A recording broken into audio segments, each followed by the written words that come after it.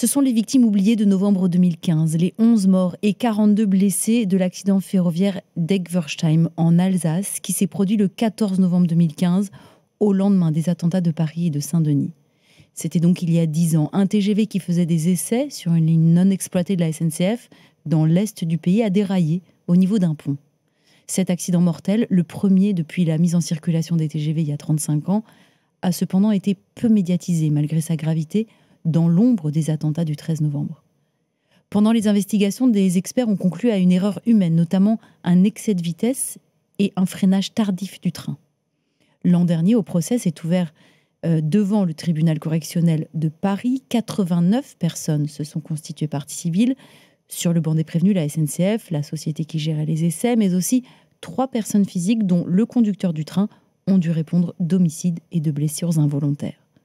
Alors que tous les regards sont tournés vers la commémoration des 10 ans des attentats de Paris et de Saint-Denis, comment les victimes de l'accident de TGV vivent-elles cet anniversaire ? La phase judiciaire a-t-elle permis d'apaiser leurs souffrances et de répondre à leurs questions ? Je suis Pauline Revenat, vous écoutez un nouvel épisode d'Affaires suivantes, le podcast inédit.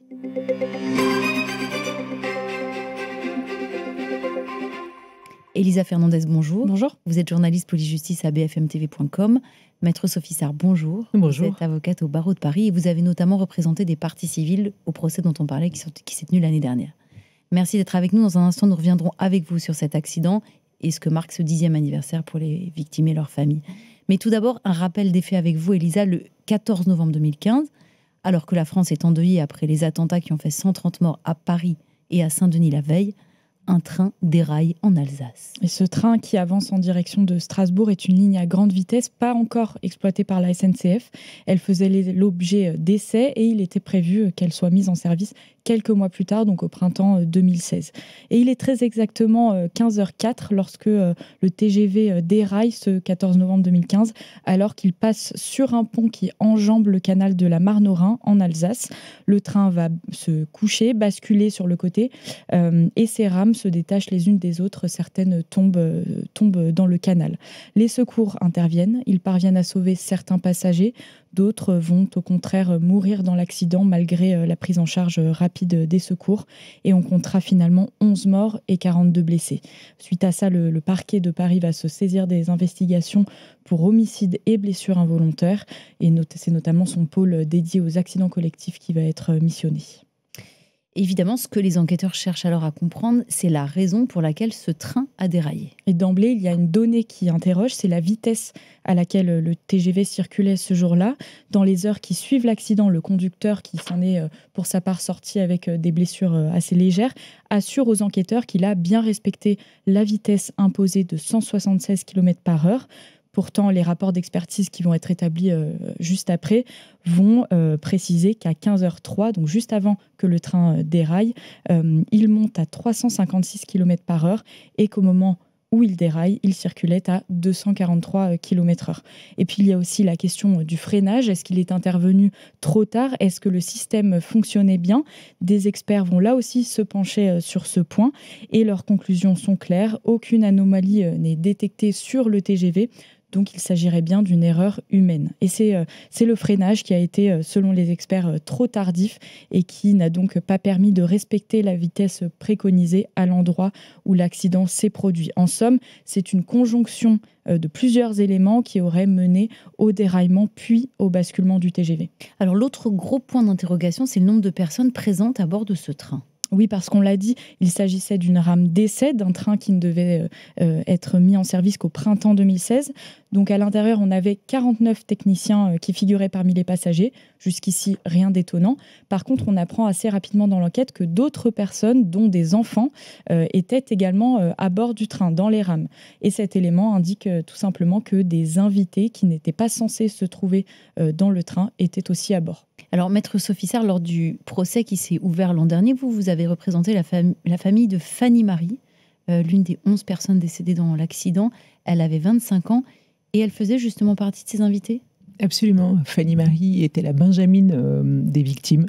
la plus jeune, et elle se trouvait à bord de ce train parce qu'elle était la conjointe d'un ingénieur junior qui travaillait pour la société Sistra, et à ce titre, il lui avait proposé de venir pour ce qu'il lui avait présenté comme un voyage d'agrément, en survitesse bien sûr, hein, c'était des essais, mais sans aucune autre information sur les conditions techniques de réalisation. Est-ce qu'on sait si c'est une pratique courante au sein de la SNCF, Maître Serre, de convier des passagers lors des essais? Ça l'était tout à fait. Cette pratique, c'était tout à fait une pratique habituelle qui n'était pas du tout régie par un process. Ce n'est plus du tout le cas maintenant, notamment c'est la compréhension de cet accident. Mais oui, ça se faisait tout à fait de faire venir des membres de la famille, des gens qui avaient participé aux essais pour célébrer d'une certaine manière cette performance technologique. On y reviendra, Elisa, pour en revenir à l'enquête. Celle-ci se resserre finalement autour de certains membres de l'équipe qui étaient aux manettes sur cette nouvelle ligne de TGV. À commencer par le conducteur du train, Denis T, qui, selon la justice, était censé appliquer tout simplement les consignes de freinage qui lui avaient été données, et il devait aussi s'assurer de leur compatibilité avec l'état de la rame. Lors de ces différentes auditions, Denis T, il a maintenu qu'il avait appliqué ces consignes à la lettre, que tout avait été, de son côté en tout cas, fait dans les règles, et et ça va être la ligne qu'il va aussi tenir pendant le procès en 2024, l'année dernière. 2 autres personnes physiques vont être mises en examen dans ce dossier. D'une part, l'homme auquel il revenait de déterminer les points de freinage, donc Francis L, et d'autre part, un autre homme qui, lui, supervisait la voie sur laquelle circulait le TGV, Philippe B. Il faut attendre plus de 8 ans avant qu'un procès ne s'ouvre en mars 2024 au tribunal correctionnel de Paris. Et lors de cette audience, 2 autres prévenus sont jugés en plus de ceux que l'on vient d'évoquer. D'une part, la SNCF, mais d'autre part, Sistra, la société d'ingénierie qui était, on l'a dit, chargée des essais.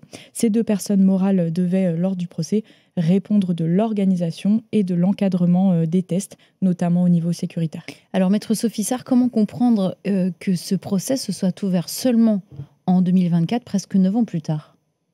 Il y a une logique judiciaire qui n'est pas le même temps que le temps médiatique ou que le temps de notre vraie vie. Il y a aussi des investigations techniques assez importantes qui ont été conduites pour essayer de déterminer, alors d'une part, les conditions de réalisation de cet essai, d'autre part, la réglementation qui était applicable en termes de sécurité, et ensuite pour essayer de comprendre les process, la manière avec laquelle les différentes sociétés, personnes morales que vous avez évoquées, ont interagi dans la réalisation de ces essais. C'est une réglementation dérogatoire, puisque comme vous l'avez rappelé tout à l'heure, le train circulait sur une voie qui n'était pas en circulation marchande, hein, on était en train de faire des essais, donc c'est pas du tout les mêmes règles qui s'appliquent.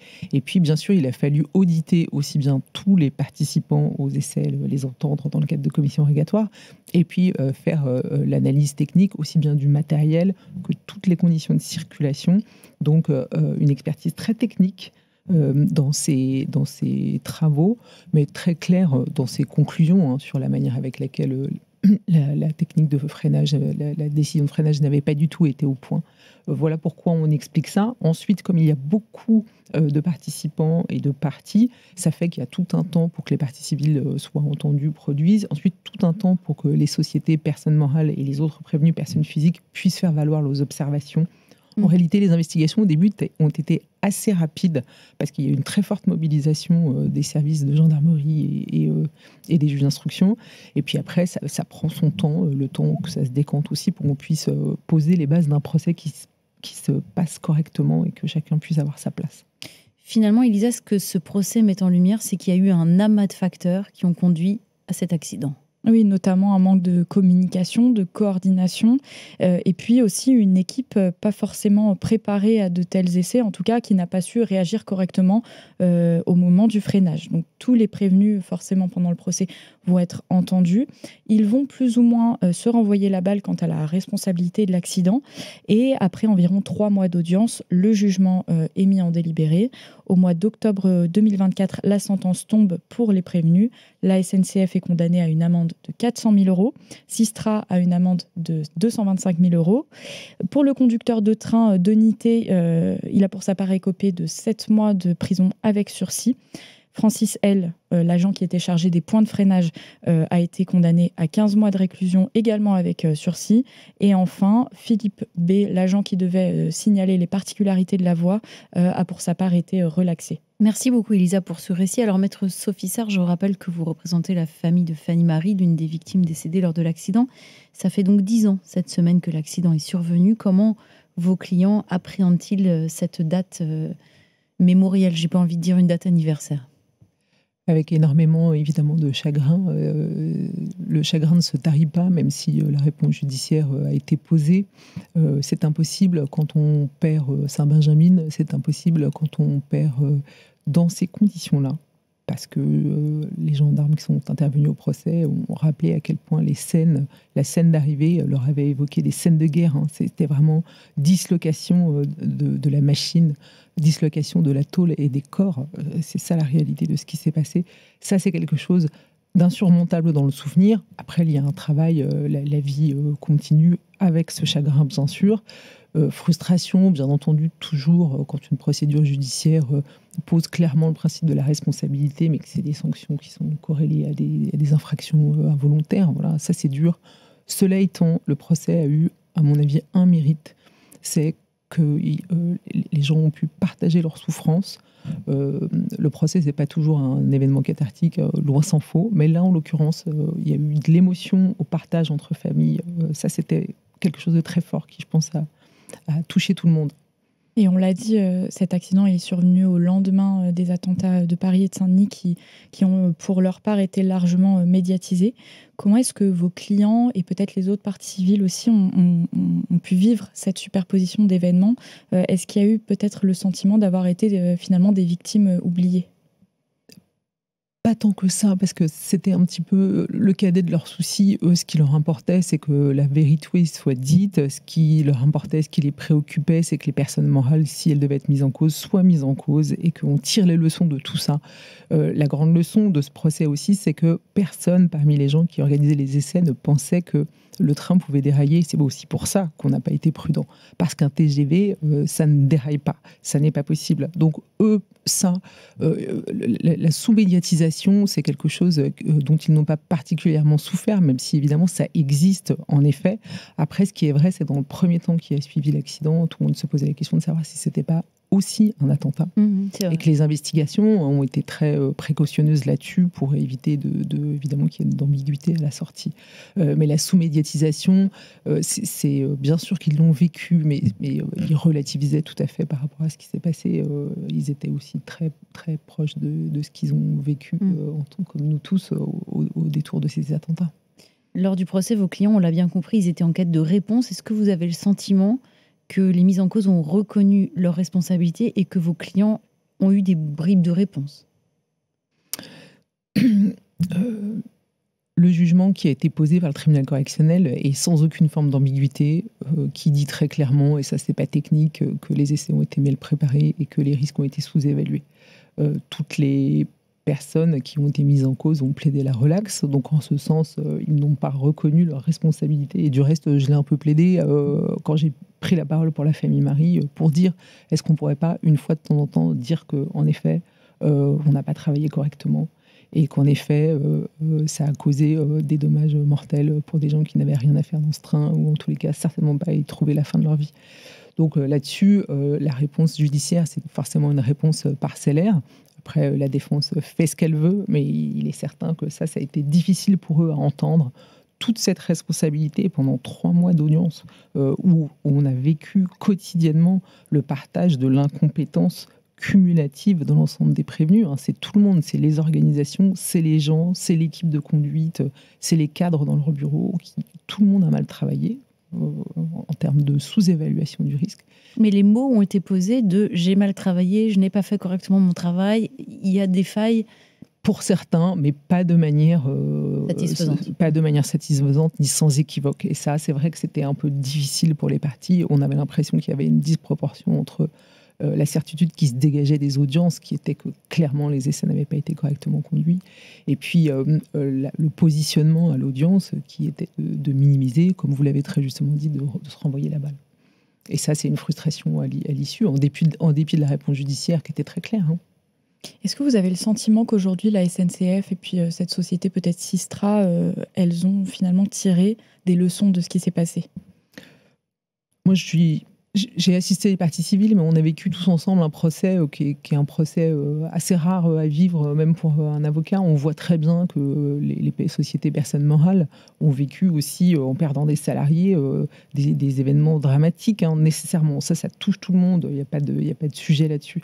Et évidemment que tous les process de conduite des essais ont été revus de fond en comble bien avant le procès. Et c'était le moins que les personnes morales pouvaient faire.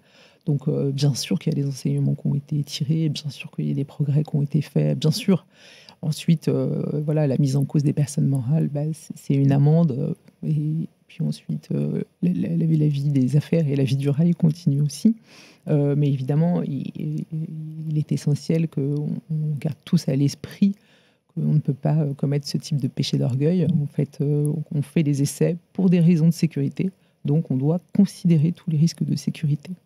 Merci beaucoup, Maître Sophissa, pour votre éclairage et votre participation. Vous pouvez retrouver cet épisode et tous les autres sur bfmtv.com et les plateformes de streaming. Nous, on vous donne rendez-vous la semaine prochaine pour de nouvelles enquêtes dans Affaires suivantes, le podcast inédit.